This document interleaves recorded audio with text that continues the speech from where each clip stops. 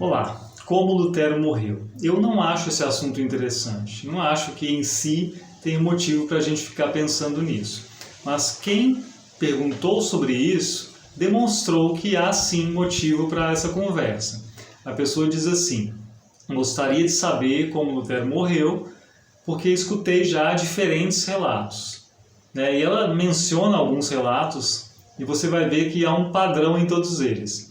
Lutero teria se matado com um prego, Lutero teria se pendurado com uma corda, Lutero teria ficado muito triste porque viu que pessoas morreram por causa da reforma e se matou, Lutero teria ficado muito triste ao ver que dividiu a igreja, teria se arrependido e se matou. O padrão é que ele se mata no final e que faz isso de certa forma por um arrependimento.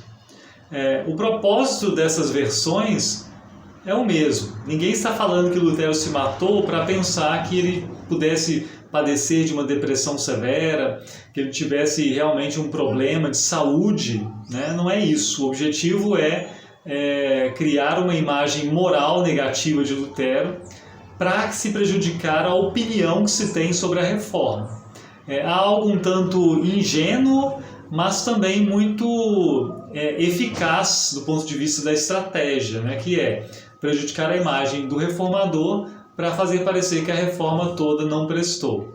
Como se a reforma toda fosse Lutero, como se Lutero fosse a reforma. Não é bem assim, né? Acho que a gente já conversou sobre isso. A reforma é muito maior do que Lutero, embora Lutero fosse sim uma figura central, né? Ela aconteceria, me parece, mesmo que Lutero no meio do caminho tivesse desistido. Havia mentes pensantes ali suficientes para levar a cabo o processo, talvez de forma diferente, talvez com ênfases diferentes, mas sim, isso estou pensando na reforma centrada em Wittenberg. Mas então, o que eu faço com esses relatos, né? É muito claro que eles são inventados para prejudicar a imagem de Lutero. É fato que pessoas conhecidas quando morrem geram especulação. Se você olha para um tempo recente, pode pensar no século XX, pessoas que morreram. Quantas são pessoas conhecidas que morreram, sobre as quais pairam ainda dúvidas e questões, né, sobre como se deu realmente sua morte, como foram realmente seus últimos dias, né? E relatos e versões diferentes podem surgir. No caso de Lutero, elas surgiram já no século XVI com esse mesmo propósito, né, de falar mal do sujeito. Eu leio para vocês, de forma resumida, o que está registrado aqui no Dicionário de Lutero, livro que eu já apresentei aqui no canal alguma vez, porque aqui nós temos assim um equilíbrio acadêmico, uma responsabilidade acadêmica e não um propósito apaixonado, né? Não é a ideia aqui nem criar uma imagem de um Lutero heróico, nem de prejudicar a sua imagem. Então eu passo a ler aqui, saltando pequenos trechos assim para abreviar. O verbete é Morte de Lutero, na página 731. No dia 23 de janeiro de 1546, Lutero partiu para Eisleben na companhia de seus filhos João Martin e Paulo, bem como de Ambrósio Rudfeld e de João Aurifaber. Era a terceira tentativa de reconciliar os condes de Mansfeld, que estavam brigados. A viagem no inverno foi penosa. Já antes de chegar a Eisleben, Lutero teve um sério ataque de fraqueza. E aqui é bom lembrar que a saúde de Lutero não era boa, né? Ele se refere a seus problemas de saúde em suas cartas muitas vezes, né? Ele não tinha uma saúde invejável de forma alguma. Pouco depois da chegada a Eisleben, no dia 29 de janeiro, o tribunal retomou os trabalhos com a participação de Lutero e Justo Jonas. Ele vai dizer que eles deram alguma contribuição ali, mas diz mais. Ao lado disso, o reformador aproveitou sua permanência para pregar várias vezes à comunidade de Eisleben. Ele teve de interromper a sua última prédica no dia 14 ou 15 de fevereiro em virtude de fraqueza. No dia 17 de fevereiro, ele permaneceu em seu quarto, ocupando-se com provérbios piedosos e consoladores e orações. Ao anoitecer, ele se queixou de fortes dores no peito. O conde Albérico, que acudira, e os acompanhantes de Lutero lhe prestaram os devidos cuidados. No dia 18 de fevereiro, por volta de 1 da manhã, Lutero despertou. Seu estado piorava. Os médicos que acudiram, a família do conde e os companheiros de viagem tentaram mais uma vez estabilizar seu estado, dessa vez em vão. Por volta das 3 horas, Lutero faleceu. Ele morre então como uma pessoa doente, né, no leito, tentando receber cuidados, né, as pessoas tentando dele cuidar e não conseguindo.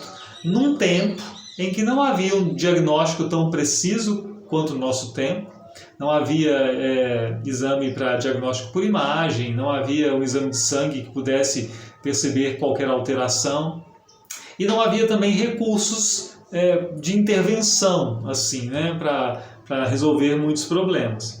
Ele morre assim, como tantas pessoas de seu tempo, né? Nada especial. Talvez isso frustre um pouco as pessoas, né?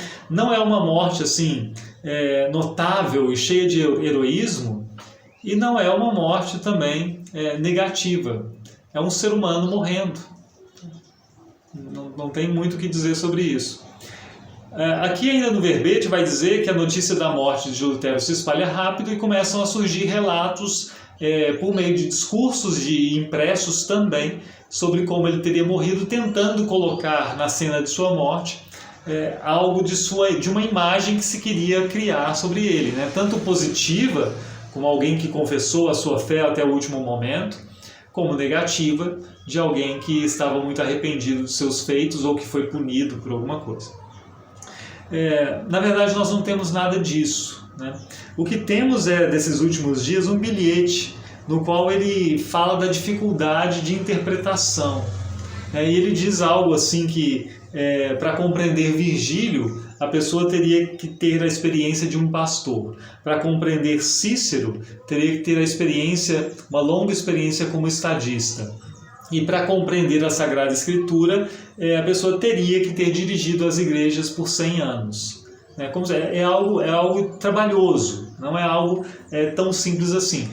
Eu não acho nada estranho uma pessoa que foi um professor de Bíblia dizer isso, né? Ele está ciente do trabalho que dá e da dificuldade que há na tarefa de interpretação.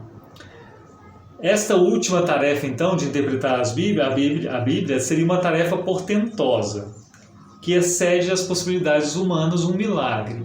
E aí Lutero diz assim, palavras dele, nesse bilhete: somos mendigos. Hoc est verum. Somos mendigos. Essa é a verdade.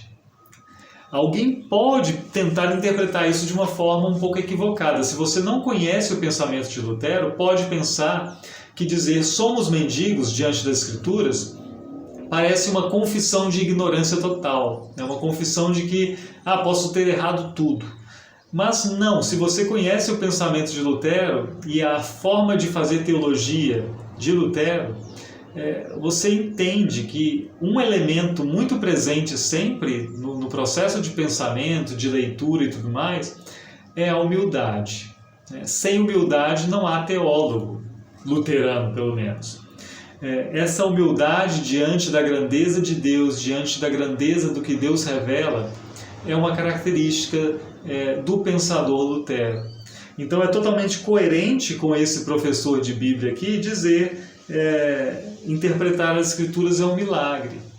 Somos mendigos, somos pobres de espírito, nós carecemos de auxílio, carecemos da dádiva de Deus, porque nós, por nossa conta, nos vemos incapazes disso. A verdade somos mendigos. Não tem nada de tão especial nisso, não tem nada de tão grandioso na morte de Lutero. É a morte de um homem que teve sua importância, que não era, nem se afirmou como um herói sempre virtuoso, que reconheceu os próprios erros, que reconheceu que carecia do perdão de Deus, e aliás, isso o moveu durante toda a sua vida. E é isso, né? Nada demais.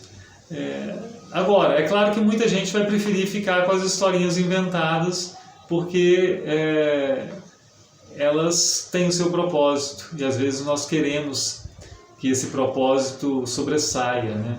Ou por um lado ou para o outro, para prejudicar a sua imagem ou para elevar a sua imagem a um posto que Lutero mesmo nunca almejou para si. É isso. Bênção de Deus e até a próxima.